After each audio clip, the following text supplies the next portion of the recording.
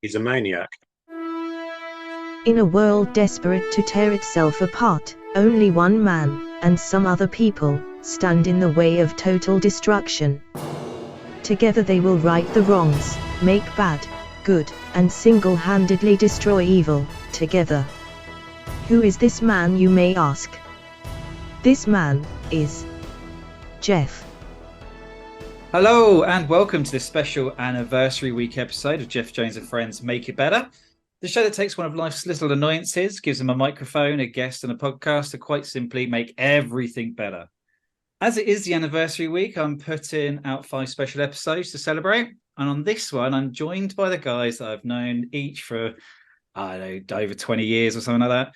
And I thought, what better to celebrate Geoff Jones and Friends to actually have Geoff Jones's friends on. First up, I'd like to introduce Mr. Floor Chips himself. That's Will Jones. Say hi, Will. Thanks, mate. Yeah, appreciate that. Hi, Glad to be here. Thanks for coming on. Next, we have a man who has had 2 invitations to this podcast, but needs no invitation to take his shirt off. It's Mr. Carl Austin. Say hi, Carl. Hello, mate. You all right? Very well, thank you. Don't pretend like we haven't been talking for the last 20 minutes.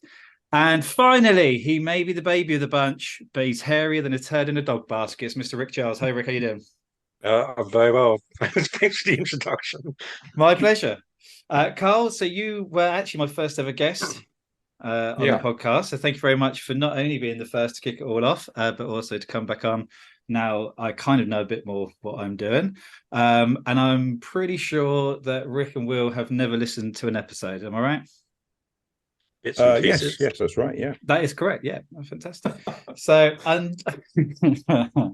unlike usual episodes where a guest comes on, they've got a topic and we chat through, have a bit of a laugh, maybe even a cry, and then ultimately go to make it all better. We're just going to talk about the fact that we're all now 40 or very nearly 40 in Rick's case. Growing up, how life's changed, things from 20 years ago, stories, anecdotes. I don't know, just friends being friends, and then the friends that are young become older people and are hopefully still friends, and how crap it is. Make sense? Mm. Sort of. Clear as mud.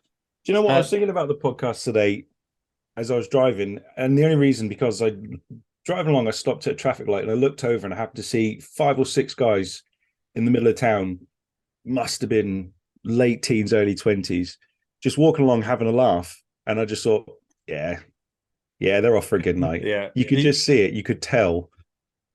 I thought you were going to say, yeah, and I thought, just you wait. There was a little bit of that, yeah. Also, I really appreciate you thinking about the podcast. So, that's one step closer to actually listening. It was a fleeting thought. Thing is, that you're right though, Will, because at that age, when you're young, I don't know, maybe you haven't got any responsibilities, maybe got some responsibilities, but a group of people together going, and you just know it's got that good buzz about it. Yeah, and everyone's on fire. I think the first time I ever saw Rick drunk was it your 18th or 23rd? I'm talking the 4-pint jugs. Oh, that was my my 21st birthday. That was an interesting day with well thought out intentions. So when you're 21 and you feel like you're bulletproof and indestructible and everything else that you think when you're that young, and you think you learn it in the world, and then your friends come along and absolutely annihilate you, put you back in your place. Alcohol's always going to win, especially when you start at 10 o'clock in the morning in a Wetherspoons with your ill-intentioned brother. We went progressively throughout the day, and I was doing quite well, and we were drinking steady pace, and people were turning up throughout the day. And the rules were explained to them, like get Rick a pint, get him a shot, don't tell them what it is. We're having food on the table, we're being sensible with it. Even back then, it was beer and burger, wasn't it? Beer and burger. Good old Spoons, beer and burger. Because everyone knows it doesn't matter how many pints you drink, as long as you've got burger in your stomach, then you can't possibly get drunk. Yeah. Medically tested. Yeah. This was back in the day, and many people won't remember, but it's when Wetherspoons used to do the 4-pint pitchers of vodka Red Bull. Oh, Um, yeah. so coming into the evening, there were a couple of empty pitchers on the table, and I remember in Havant there's that little corner at the entrance Yeah. of the pub, isn't there? And we're all situated there. And then my oldest brother turns up, and once again, it's me to point out that it's all those you brothers that like to get you in the shit. First of all, to claim the victory over these types of things. So the rules were explained to him. And he come back and went, "There's your pint, there's your shot," and it looked like a very clear liquid. There was no bubbles or anything. It wasn't even a weird hue to it. It was just like someone had put water in a shot glass and went neck that. Now, to put a few things in perspective, as everyone knows, if you want to go to the toilet in a Weatherspoons, you have to walk across the room, up some stairs, around a corner, down another set of stairs, into a cellar. Eventually, you might find the toilet. Realise it's the girls' toilet, as Will often does, and then sort of re-find the men's Find toilet. some tips. Yeah, find some On the floor floor. chips. So I put my pints in front of me ready. I pick my shot up and think this looks completely harmless, and I down it. And it gets to about halfway. It doesn't really get to my stomach. When you feel something hit your chest and go, And unfortunately, it started to decide it wanted to come the other way. Now, knowing for the fact that I couldn't get all the way to a Weatherspoons bathroom, toilet, I grabbed the first thing that I could see was an empty 4-point pitcher and proceeded to be violently sick, basically. All with Carl, my very nice friend, filming it and laughing his head off. So I was going to say, it wasn't actually the alcohol's fault though, because right before that pint and that shot, you ate a massive piece of chocolate cake. Yeah, that was Yes, it. let's go with That was that. it. It was the a chocolate. cake. If you hadn't had Definitely the chocolate. chocolate cake, yeah, I think you'd have been fine to this day. I No, think I you'd have agree. been fine. No, that's fair enough. And it was largely chocolate cake that I saw in in that, like, 8 pints worth of jugs, or Well, yeah, I 10 mean, you pints would in the end. think that four pints would be enough. Yeah, it was about 6 pints afterwards. So, now, I don't know if you've ever taken a pause and a deep breath whilst you're being sick to swap pitchers because 4 pints just isn't enough. Formula One, the guys that change the tires would have been impressed at how quickly you swap those pitches over. There you go. Although I know you said that you couldn't make it to the bathroom, but you recall we were situated right next to the front door. like as in your back could have gone was to the outside. front door. You could have gone Yeah, outside. I didn't want to be rude and ask people to, step out of the way. Would you mind? Because unfortunately, the power of speech had left me. Too much Well, heavy breathing. all you could say is blur. Blah, blah, blah, blah. I could feel my spirit leaving my body somewhat. So, It was stood outside because obviously we had to make a bit of an exit after that, and everyone. I think it was end of night anyway, so we all stood Oh, outside. it was middle of the afternoon. Was Yeah, it? it was still light No, out. it It was was about- definitely still light out. I recorded. I hold still. It's about 9 o'clock, but it's the summertime, so I'd say. Yeah, I remember it being a bit late. Yeah, I remember being late. We stood at daytime. Okay, well, I'm old, so but I do remember stood outside the window, and maybe we were plotting what we were going to do next or whatever it was. But we were right outside the window that we were sat next to, so there was we just left that area. People came to start clearing away the area, and we stood the other side, like in full view of them. It's like, and then all of a sudden you see them start looking around the chairs, where probably wondering what the hell the smell was. We hit it around the back of the sofas, didn't It we? was. Yeah. It's like, we should move from here. The bouncers are now on the door. To this day, this poor waiter or member of staff who you could. It was like watching someone's face and watch them, see them play. Watch that smell, Imagine they were full up. Imagine trying to carry that back to the bar. Like, just walk around like, what do I do with this? Although in Havant Weatherspoons, someone's probably going to be like, "Hey, I'll drink it." Coles are funny. Like, I don't know if you've changed since you were younger, but I know you have changed because you're a respectable married man and father. And very well behaved. So I'm just giving myself out the hole that I was doing. But no, I mean, there was not quite often early doors the shirt would come off. What was that about? I don't know. He likes to Just- party. That's it, the party guy. He's a maniac. Okay, I get. I actually started probably more when I'd moved to Basingstoke. I don't remember doing it too much when we were all young. It was more so when I was It was more the area changed you. a bit older and in my late 20s, my early 20s. I don't really know why. When No. he had time to go to the gym. Maybe. I think that was it. I do remember. I remember the night it started. I was in. Me and Mark and a few of us had been drinking, and we'd gone back to sort of another friend's flat for some more drinks. And at this time, me and Mark were living together, so I can't remember why we went to this other person's flat, which is totally out of the way. And to entertain ourselves, we were just playing crap songs and 80s music. And I think the guy whose apartment it was, he was really drunk and he started to take his clothes off. And I said, move out of the way, I'll do it properly. Of course. And that's when I started. Legend was born. And that was it. It's just something inside of you was like, this is my calling. Yeah, I think so. And then it just started becoming a thing that I would do every now and then, and a certain song would come on, and that'd be the song, and then yeah. I love that. That's your party trick. Watch this. Watch this. Just take it off. Britain's Got Talent. Eat your heart out. Doesn't even do anything. Just takes it off and just stands there. Yeah, just bouncing his pectoral muscles up and down. Just makes any situation more intense. Yeah. Go to the post office, sitting on the loo. Anything.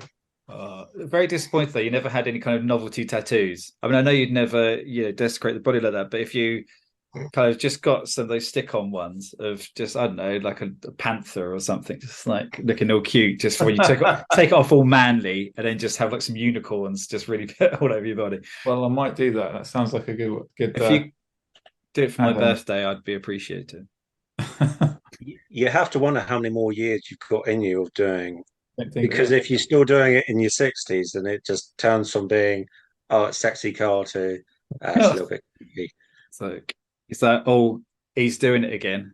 It sort of becomes less of a sexy Carl to more of a senile Carl. Sexy Carl? Like, so it sort of becomes something else. Just taking the shirt off, just like the pecs are now droopy, and like just touching his ribs. It's all just kind of a little bit wrinkly, a little bit kind of see-through skinny, and just like, hey. So, Will, what is the Will?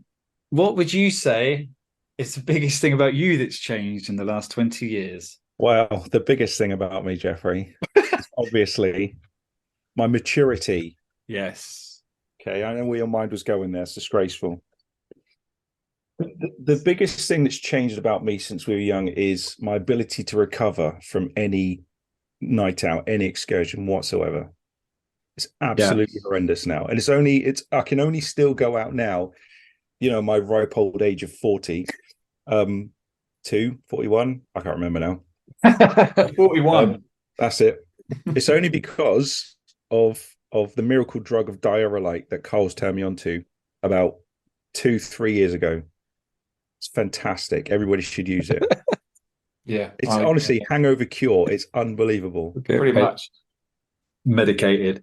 Yeah. Except I was sat there listening to Rick's story about his 21st, and I was thinking, but do you know what? I bet he was fine the next day. Probably. He's out again, Yeah. I expect. Yeah. Got up, no problem at all. Whereas, Do you not remember partying one night, going home stupidly early, getting up the next day, feeling a bit gross for a couple of hours, then go straight back to the pub again? have a nice big fat bacon sandwich or something, and it's like, right, beer and burger at lunchtime then. Absolutely. I went out with Will a couple of weeks ago. We went out with his brother. What was it, last Saturday? Saturday before? Yep. And we probably only started at like 7 o'clock or something. It wasn't stupidly early, and we were out till like 1, so not even that late, really. Right. But we drank quite a bit. Shots, stupid shots, chocolate shots, Yeah. Jaeger bombs, rum, Jaeger bombs. beer, mixing BrewDog beer and all the different kinds of beer from there. Anyway, and I had dinner before I went out, so did the sensible thing. I was fucking hanging with it. I was hanging, mate. I was Absolutely. absolutely hanging. Yeah, so bad. And also, I was not only hanging that day, but I was so tired all week. It just took, I recovered, but I was just so sapped of energy throughout Monday, all the way through the week. I fucked my knee as well. Absolutely screwed it. Right up until the following weekend, I went out with Rick. And I just recovered for them to do it all again. Blasted. Well, did you say that you busted your knee on the night out? Yeah, absolutely. Yeah. So... Waiting for a taxi. I really needed a wee. Went to walk down the road, found there was nowhere to actually go for a wee. But before I could turn around, I tripped over something. Don't know what it was. Smashed my knee. It's still like to the point now where I'm still having a bandage on it because it's like pulled skin back. It's obviously horrendous. Saved my chicken kebab though, which was good. Only for my brother to then puke in it in the taxi. So that was wasted. That was great. Appreciated that. I find like being injured is the worst now. Year old, like you just it comes out of nowhere and takes ages to recover. Like I woke up Saturday morning with back pain. No, I didn't do anything. Just woke up with back pain, and I thought, okay, I'll be fine. Went out to meet Rick for some drinks and stuff, and woke up the following morning. Oh, it's still there. Okay, I just stretch out a bit more. I didn't do anything yesterday. Stretch it out, maybe do some mild exercises. Following day, 10 times worse. But clearly, I'm doing something wrong, other than doing nothing or doing something. So I thought, okay, I'll put a little belt brace on and strap it up and take some medication. Right? No, it's still not bad. It was today, Thursday. Look, I'm still wearing it. Right? All because waking up. Waking up with back pain. That's it. Nothing. Didn't do it. Didn't even go to the gym last week, so I can't even blame it on that. I can't say I did something at the gym. Didn't go last week at all. It's definitely the random injuries. I had my 1-year-old, wasn't even one at the time, and normal day, nothing wrong. Like Carl, everything was great, absolutely fine. I decided I'm going to go and do some washing up. Bent over the sink, do washing up, and I had this pain go right across my back to the point where I couldn't stand up. My son comes waddling over to me to pick him up, and I cannot even bend down to pick him up. And I'm laughing, but I'm laughing because it's so ridiculously unreal that I'm just now absolutely stuck in this position trying to care for a less than 1-year-old. I just found it hilarious. I mean, what else can you do? I couldn't do anything. I'm like, what is wrong with me? Start trying to pick them up by your feet and do all those. Drag them along. I realised that I started facing my own mortality. It was a few years back now, but I have been old for some time. When I had a cough, and it was just like a normal, like dry cough, cough, and I had it, and I somehow, because of the coughing, I kind of bruised a couple of ribs. So because of that, and I still had the cough, so I was leaning in different directions to try and stop the pain. So what that meant was then I cracked 2 ribs on the other side because I was in a weird. And then because I had this double pains, I coughed, hurt both sides of my ribs, threw doubled over, leant back up again, and fractured 3 ribs from coughing. And I could sit up, and that's all I could do.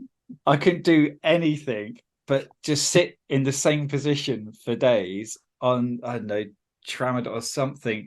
Just, it was the most ridiculous thing. I was like, oh my God, you're okay. I was like, yeah, how'd you do it? Oh, like I got hit by a car. Yeah, young Geoff would be ashamed of you. Ashamed. But that's it. And you know what? I hadn't, until that point, I don't think I'd broken a bone. I dislocated a few bits and pieces, but I don't think I'd broken a bone. And then I was like, yeah, immortal. There was a point I thought I was Bruce Willis from Unbreakable. Unbreakable. Yeah. They're like, yeah, I've had days off getting a cold. Colds don't count because that's like the worst thing ever, right? But yeah, never broken anything. And then all of a sudden it's, and I'm done for. And I haven't been right since. So whatever superpower I had is gone.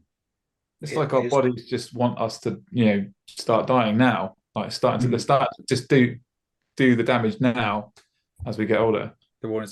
So see, I'm all for it actually. I'd be like, a few hundred years ago, I'd be dead already. So where I sit, I'm on borrowed time. It's the injuries you get and the worst ones are when you just sleep on something funny. And you feel like sleep should be the perfect thing if you've got an injury. But no, apparently if you sleep wrong, then you get punished for it. Probably, Carl, your back hurts because you slept too much. You lay down back. The one thing you can't just wrong. control, the positions you're in when you're asleep, is the one thing you can't control, and it's supposed to be relaxing, like you say. But if I sleep wrong, my neck's fucked for a week.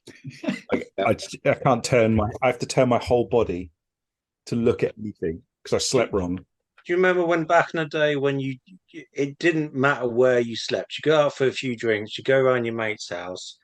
He's got a tiny sofa or something, so the rest of you just sleep on the floor. Yep, no duvet on the hard floor. Pillow. I reckon I've seen each of you asleep on stairs at some point. I'm pretty sure I've slept in someone's bath with just a towel at one point. Yeah, I've slept on a curb. Good time. You wake up fine, carry on. Absolutely. I don't know about you guys, and I say at our age, like we're really old, 41 years old, but right now there's nothing scarier than waking up after you've slept on your left arm and wake up and it's numb and you got pins and needles. I think, oh, it's happening. I'm having a heart attack. Hey there, I'm having a heart attack. It literally freaks me out. Anything that goes wrong with me now, I'm like, oh, well, that stool was a little bit loose. I'm like, right, that's it. That's the stomach cancer coming along. Oh, hang on. What's this? Got a cough. Well, that's the lung cancer. Like, I don't remember things as well. No, I keep forgetting things people tell me. Right, well, that's it. That's the Alzheimer's. I'm 41 years old. I'm turning to that happened to me last year. That happened to me last year with a cough. Had a cough. It started in March, obviously post-COVID now. So I wasn't worried about COVID taking tests. And it wouldn't go away. I had it for 3 or 4 months. And I started seeing the adverts. I've had a cough for more than 6 weeks. Speak to someone. And I was like, don't be stupid. It's fine. It's fine. The more you think about it, the more it plays in your mind. Yeah. So I booked a doctor's appointment. Went to see the doctor. She went, oh, don't worry. Go and get this medication. See how you get on. Come back and see me, though, because if it doesn't go away, we will probably need to do some tests. I'm bricking it at that point. I go and get this medication. I start taking it. Cough goes away. So I tell this other person at work and they go, oh, yeah, that's hay fever medication you've taken. Hay fever. Fuck you. I'm sorry. I don't mean that. They were just really, I was like, you're an idiot. You're 40 years old. Stop being a dick. Hay fever. I've never heard that before. No, that's amazing. Oh, dear me. Right. I don't remember mentally getting old. Like my body made it. My body's 60. Like my birth certificate says 40. My mind is still about 20 years old. So I'm like, yes, I can still drink this much and function tomorrow. And I can't. And I know comment about meeting up with Rick. I had a family do. So it's a big family do. Started the family, hadn't seen each other for like 5 years. Aunts, uncles, first time they're going to meet, my grandkids. So that makes me feel old as well. And literally the whole day, I was like, I could go out, have a few drinks, and get home early. I can do that, but I wouldn't do that. And then it would be a 1 o'clock taxi after a night on the rum, and the next day. So I'd have to drive like an hour and a half, spend 6 hours with family I hadn't seen for 5 years, and then do the hour and a half journey back again. And I was sat thinking, right, there's no way I cannot trust myself to not overdo it on a night out. So the only thing I could do was just lock myself in the house. That's the thing. I think that's the difference nowadays is the fact that we have the hindsight and the rationality in our brain to go, Yeah, don't do that. Yeah, because That'd be stupid. before I totally would have done it. Yeah. When you're 20 years old, you're like, yeah, fuck it, let's do that. That's great. Even I think the pinnacle of Geoff not having that hindsight and then having to drive somewhere the next day was the Nuki trip. And then all through the evening, Geoff was like, "Oh, I got to drive in the morning, so I'll stop drinking at 9." Yeah, but every half hour, it's like, "Ah, well, I could probably go to about 10." And then it's like, "Okay, I'll stop drinking at 11." Geoff, it's 3 in the morning. oh, don't. Oh, Oh, that and then was yeah. was that the was that the same? I know it's the same trip. Was it the same night Will fell asleep on his car with the wind, Yeah. the sunscreen open? Good times. It's good times, mate. I was in a Great, movie. yeah. I was the It main was character. Jack Johnson. Oh, that Yeah, was I a was, hell. I was the main character that night. That Great. week, that weekend, I'd given up smoking, I think, for like 3 years. That weekend, I started smoking again. But not just that weekend. It wasn't like, oh, I had a couple of cigarettes. I started smoking again, like up until a year ago. And this was 10 years ago. I don't, it was that was my Basingstoke card. Like, I went to Newquay. I was like, I'm a new man. That's it. I can. Yeah, we're going around a campsite just stealing lads with guitars and making them sing Wonderwall for us repeatedly over and over again. Okay. Lonely Island till 3 in the morning. Yeah. Talking to When I'm on a boat. Yeah. I know, they were nice. I met some guy that night, and he was a nipper. So I don't know, was it 10 years ago? Is it longer? Yeah. I don't know. It's more than that. Must have been more than that. I was about 26, 27. Yeah. Well, it was Chris's stag do, so it must have been about 14, 15 years ago. Wow. Okay, this is crazy. Well, bearing in mind I was only 26.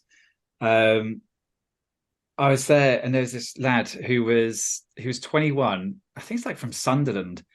And at age 18, he got done in Amsterdam trying to bring weed back to the UK and spent 3 years in Amsterdam. I still remember this. I don't remember my kids' birthdays, but I remember this. And I was really drunk that night. So how? It was my young brain at the time. And I just remember him like, yeah, I've come down here because there's no jobs and all this. Like, hey, well, yeah, let's keep in contact. And all this like, and I often think, oh, he's probably dead now, but I hope he's okay. Just random, I know, but every so often I think of this odd guy from Sunderland. Did you add him on Facebook? Yeah. No. You say that about, I hope he's not dead now. The only thing I'm ever jealous about in American culture is their high school reunions. And as much as the people that I went to school with piss me off most of the time, I'd quite like to have a reunion to figure out what the hell everybody's been doing.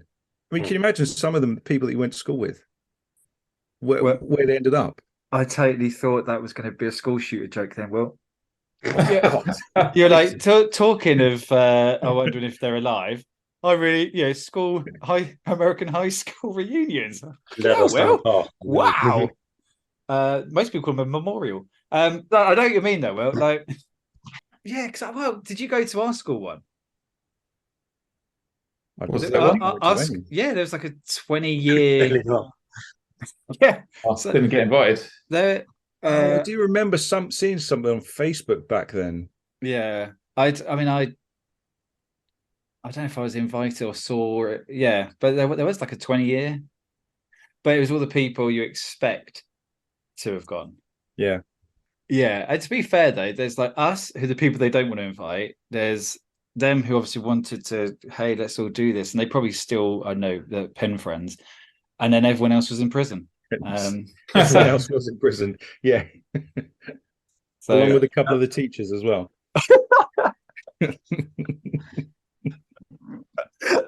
I know, I'm not going to say it. But yeah, the PE teachers have got a.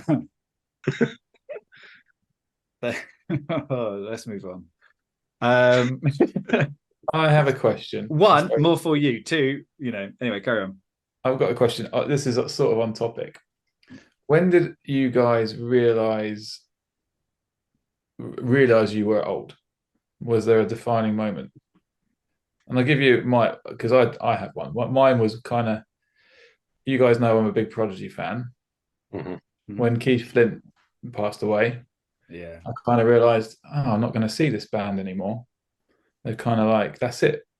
That was 2018, 19, I think 19. And I'd seen them in that year already. I'd seen them in, Victorious. They played that summer. And I was kind of gutted, but kind of thought to myself, well, that's it. That's the end of my youth, really. I know I was already close to being 40, but that was kind of the end of that, really. And I've seen them since. I mean, they were great. I saw them last year. I got tickets to see them this year. But there's something about that moment, that realization that that's not. I'm not going to ever see that ever again. It's the literal end of an era for you. Yeah. Hmm. I also then carried on by. So it also spurred me on to buy tickets to other things I like and start doing things I've always liked doing and not worrying about the money so much. I know that's the great thing about being older, is that you do have more money than you did when you were younger. But yeah, I just wondered if you guys have something similar. I think in a way you can almost point out that sort of a lot of the movie stars and musicians, as you said, and things like that, that we grew up with watching are either so old that they're not acting anymore, or they can't do the types of acting roles that they did, or they're all starting to die off. So a lot of the musicians that we grew up with, I think when we went to Newquay, Michael Jackson died that same day. Oh, yeah. And then you've got Unrelated. Well done, Rick. yeah. Well, on my stag do, Prince died, or just Yeah. before. Yeah, Exactly. Yeah, and it worries you when you start thinking like you got people like David Attenborough getting very, very don't you mention that. Where's he gonna go? He's a Yeah. national treasure, It's going to be AI. Don't you worry. But actually, Rick's got he's got a part previous with this. When we and him went to saw Royal Blood last year, I asked him and I was talking about this same thing. I said, which bands have you not seen before that you'd really like to see? And he said, I'd really like to see the Foo Fighters. The day after, Whilst I was literally the following morning, it was in the news about Taylor Taylor Hawkins. Hawkins, yeah. Yeah. So yeah, don't say David Attenborough. Keep going. I think as well, sort of like when I felt old, I didn't feel old when my kids were born, but now they're at an age where I've started to share things that I watched when I was younger. That's when I feel old. Because like you either watch it and you realise how shoddy quality it was, like some of these cartoons we used to watch. And they laugh at you. Yeah. Yeah. Like, what's this, Dad? Or like I don't know, like I showed my kids like The Matrix a few months ago, and like that's back in like what, 2003, 2002 when that came out, maybe even 2000. So I mean, you're talking like 20 plus years. Yeah. I think the first was like 99 or something. I think it was 99. Yeah. Pretty Which sure is mind blowing. Silly amount of time ago, and that's when you think, yeah, I'm old, because it doesn't seem that old ago. No. It's also when you say and I do think COVID has a big part to play this. The world shuts down for 2-3 years. But when I think, do you remember when? Like a big thing for me, Robin Williams, and he talking about that moment. And I always remember that, and I remember because I was a massive fan. I think he's just a fantastic inspiration, and love the guy. And so you say the question like, what was it when? Yeah, you kind of thought, you're old, and I'd be like, that's instantly where my mind goes to, and I'm like, but that was like 2014. That's 9 years ago. Like, so that amount of time now I'm thinking, oh my God, I'm old. like everything is still, it's a couple of years ago, isn't it? It's a couple of years ago. Like this family event went to, my youngest cousin is 40, like I don't know, next year after. And you're like, this is, I can't believe that. Like, I haven't seen him for 5 years, and even then, I'm pretty sure they went 30, whatever, 34. And I've got no sense of time, and that makes me feel older when I realise like how long ago something was. And unlike you guys, I was a dad at 18, so now my youngest, who was born in 2000, is now 23 and has 2 children. And everyone's like, "Oh, do you feel old?" I was like, "No, I don't feel old because I still don't really believe it's real." But like being a granddad, in I don't know why I'm in I am a granddad. Being a granddad doesn't make me feel old. My daughter being 23 years old makes me feel old because despite trying, I remember her when she was little. Like the fact that this person who was once very small is now 23 and a full grown adult, I just think, hang on, that doesn't compute in my head at all whatsoever. And she doesn't need you anymore either, to a point, you know. That's true, yeah. But we're still at an age where, aside from the neck ache and stuff, when you wake up in the morning, we don't wake up and go, "Oh my God, I feel old." It's the external things that we see and things that we remember, and when we look, like, calculate how long ago this movie came out or whatever, that's what makes you feel old. We ourselves don't actually feel old unless you're Carl when you're wearing a brace belt, which is understandable. I'm pretty sure it's just a money belt. He's just he's so worried about society at his old age that he just he's I'm also wearing one of these as well, these deep heat packs for my do you know, I remember my dad used to wear them. Well, he still does, but yeah, my dad used to wear them when I was younger, you know. And like the what's that one, Tiger Balm as well. I think that's a bit like this muscle. Yeah, I'm not wearing that. Tiger Balm and Fix. I did mean to mention this at the beginning before we start recording, actually, Cole. But in the first time you were, the very first episode you were on, you kept like holding things up to the camera. You kept like you're describing signs with your hands. And this is an audio only podcast. I should have mentioned that at the beginning. I did say what it was. I said this direct heat patch. Yeah, but Geoff, it adds to the mystery when he goes, "Yeah, it was this big." That's it. You've got to guess at that point. That's special features. Yeah, it's your imagination. If you want to know what it is, join us next week. That's if you subscribe. What is it from the childhood that needs to come back now? And so the new generation, because I'll start. Mask, M-A-S-K, right? I've always, for years, maybe I've blown it up in my head, but I said for years they need to redo it. They need to bring out live action. It could be great. They'll probably make it really bad, and it will have, I don't know, John Cena in it and The Rock and Kevin Hart. But what, in my mind, it would be great because I've shown the cartoon to one of the kids. And he nothinged it. And like, okay. I mean, it looks terrible. Same with the original X-Men cartoon. They're like, "God, Dad, this is so poor. I can't watch it." Yeah, they're revamping it. I know, good. It does need it, actually. That's pretty great. Like the original Transformers. When spoiler alert, Optimus Prime dies, right? Yeah, but crushing moment. There's one that needs to come back that I don't think many people remember until I say it, and that's Visionaries. And I've always said it. Visionaries was awesome. Knights of the Magical Light. Yep, you know it. Which one's Visionaries? They had those holograms in their chests and on a staff, and they could turn into the animals. Oh yeah, I had that the toys. Yes. Yep. Oh, Visionaries was awesome, and it had so much scope as well. They were like knights and dressed up. I didn't realise until I started rewatching back with like my kids a lot of these sort of 90s shows, like Visionaries and He-Man and Brave Star as well. Brave Star, yeah, definitely. And all those.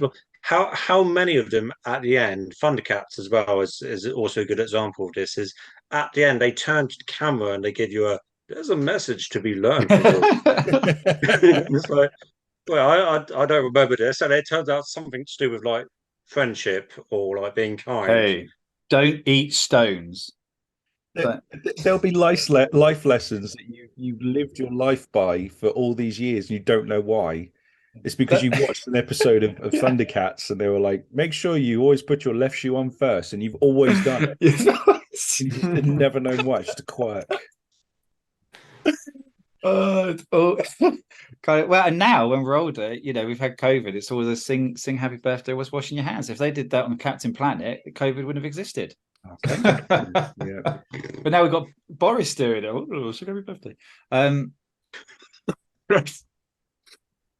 I don't know. Do you know the scary thing as well is that we're still going to be young when they redo things like Harry Potter and probably The Matrix and all this kind of They're stuff. redoing Harry Potter. They are redoing Harry Potter They're going to do already. a TV series of it, aren't They're Yeah. redoing Harry Potter, by the way, Jeff. Yeah. Let you know.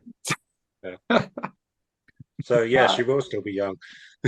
Oh, it's still, well, okay. In the same But by the time they format. finish it, I expect that'll take like 20, 30 years.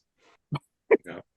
So that's an old man moan right there. So it maybe wasn't. It was like, I was going, you know what? Because it's all CGI. It's going to take about 20, 30 years to do that. Yeah. Right. Okay. We've waffled on for quite some time now, gents. But and I could talk about it because I think this is something that we moan about a lot anyway, and I moan about it to absolutely anyone. But everyone moans about it. Like there's those little things in life. There's those. Like I realized the other day, I'm like I feel old. Like yeah, wake up, I ache. But do you know what? I'm like 27 years from retirement. Like it's not ending anytime soon. Nope. No one I know is winning the lottery. I was just like, oh, okay. So I feel old, yet I've still got 26, 27 years of work. So on that happy note, how do we make it better?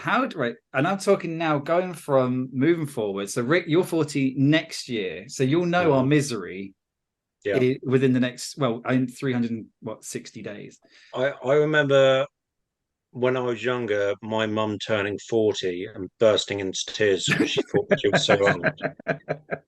And now that's me next year. On the flip side, though, I feel like the older you get, the less you care about it. So she's now 60 something, and she really doesn't. She doesn't care. She doesn't care how old she is. She's just happy to crack on with life and do her thing. But Whereas, I think that is one of the things that makes it better. Is I've realised as I've gotten, definitely the past 10 years, if not the past 15 years, I've cared less and less and less about what people think of me as a person. As long as I'm happy and my family are happy, I can really give a shit what you think. Yeah, what I wear, how I act, what I dress in. And I think that's a relief compared to when I was 20, thinking, Jesus Christ, I've got to make sure that either A, I conform, or B, I make a statement, or all of the above. It's harder, a lot harder, I think, when you're younger. So why were you brushing your hair when we started? Carl, I don't do it for you, mate. I do it for me. All right, style and me. You're right there, and I feel sorry, like a bit for people who latch on, say they are, I don't know, however old they are, and they're so worried about either what other people think or or fear of being judged. And I don't give not judged, because I think we all do things and actually, I don't know, whether it's work or something, you want people to perceive you as the good work, well, whatever it is, blah blah. But yeah, just how you choose to live your life and everything. People who worry so much and gossip. Oh God, gossip. But I also know that when I'm older, I'm gonna be a great gossip. Like I'm just gonna sit outside and just watch people go by and just talk absolute shit about them. That's why you've got a podcast, mate, isn't it? 100%. Well, I've got a podcast just so I can literally bitch about stuff, and at the end I say, yeah, but how are we going to make it better? Like, it's kind of the catharsis. Like, I'm not going to hell because I want to make the world better. When actually, I want to spend 40 minutes talking crap about stuff and then 5 minutes pretending to care. You're like Captain Hindsight, aren't you? Yeah, and do you know what? Actually, no, I'm not. I'm not having my listeners think that I've duped them all this time just for two people that have never listened to it. And Carl, who thank you for keeping your shirt on. So we are essentially saying that we're making it better by just doing it gracefully, right? So just embracing getting older, the fact that we are not tied to, I don't know, parental figures or anything like that. We're our own people. We can decide what we do, and if other people don't like it, then tough crap. I think the way I make it better for my past self is by making it easier for my kids if I can. Yeah. Like that's how I make it better. Like I know how I felt back in the day when I had to do things, what to worry about stuff, or so if I can make that just a little bit easier for them, then that makes it better for the past me, even though obviously, time isn't cyclical, whatever. We're not going to get into that conversation. But you know what I'm saying? If it's easier for them growing up, then that's going to be better all around for everyone. The good thing about us, and I don't think we're unique in this, is that where we've got such a long-standing sort of group of friends, we've all known each other 20 years, and this isn't all of us, there's about what, 7, 8 of us that have all known each other for that amount of time. Is one, as you said, yeah, it's great to, be your own person, all that. Two, you've got people that know you inside out, so you've got a very good support structure around you anyway. And sort of thirdly, it gets to the point where it doesn't matter how old you are, because when you do all go out, you kind of feel young anyway, because you've been Still act together like for that amount twats. of time. Yeah. Yeah. So when me and Cole went out Saturday, it was exactly the same as when we were in our 20s, and start making those stupid decisions about, yeah, let's get some shots, or let's do this, or let's do that. But I bet you didn't have to check, like if you went to the bathroom, I bet you didn't have to check your pint to make sure the other person hadn't put pubic hair in it.